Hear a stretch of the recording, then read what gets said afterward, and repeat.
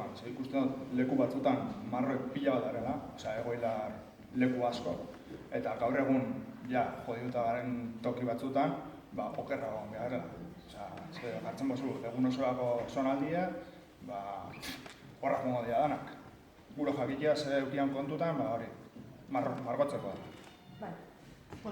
Alde batetik, eukida kontutan, gauza alde batetik, badatoz ere politika publiko batzuk, ardatz batzuk agitzen dutena gai hau antolatzea eta lantzea ere bai. Eskaerak ere, zonalde batzuetan, bertakoen eskaerak ere badira. Hori ere, arrazoi bat izan da, eta batez ere gero, aktibidadeak eta flujoak hartu dira kontutan. Hau da, gorriak ipinidia kontutan, ulertu da, bertan, enkargo txikiak, gestio txikiak eta egitea ahalbideratzea, bai? Zonalde batzutan ea bat marroi gana ulertu da hor aktibidade gehiagirik ez dela egiten, bizi batez ere egiten dela, eta hori da lortu nahi da, gehiagi ez mugitzea kotxeak zuen horietan, bai? Eta ulertu da, berde eta urdinetan, eta batez ere berdean, aktibidade berezi batzuk ere badaudela.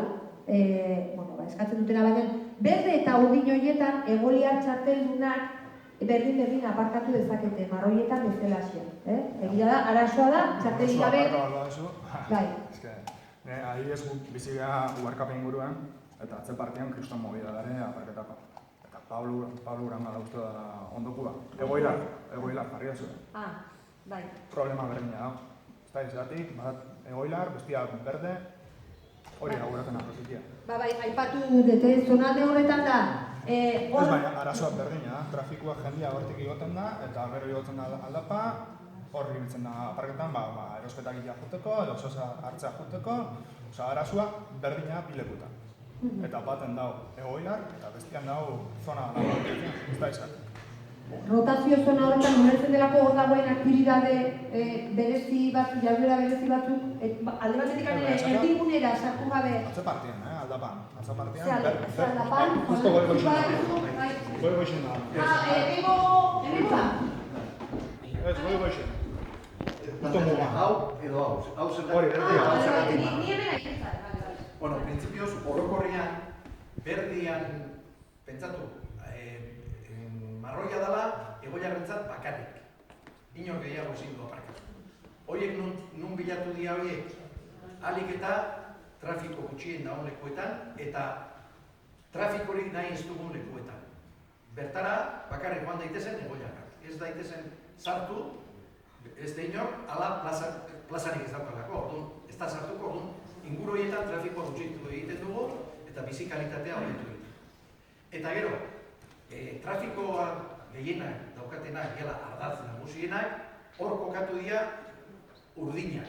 Alden neurrian, zeren bertara datorrena eta aparkatuko duena, ez da bina bueltaka ibili, baizik eta ikusti ditu urdinak zeintzu diren, eta ez badaude, urrutiratu beharko da, baino ez da sartuko marroiak dauden lekuetan.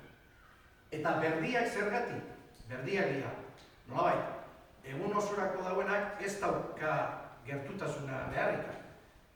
Prinsipioz, ordu laurden bat joatea bere lekura, joan behar du lekura, ordu laurden bat 10 minutu tardatzea, egun osoan gutxiago da, ordu erdi egun behar dena entzat baino. Orduan, horiek nola eraman dira? Ertzeta. Esparruetatik ertzetara eraman, urrutiren dagoen eta aurripini dira berdi.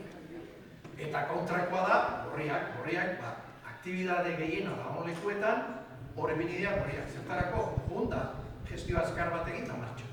Beti, egon dadin aparkalekua libre, urrengoa datorrenerako, eukidezan aukera hori. Printzipioz, hori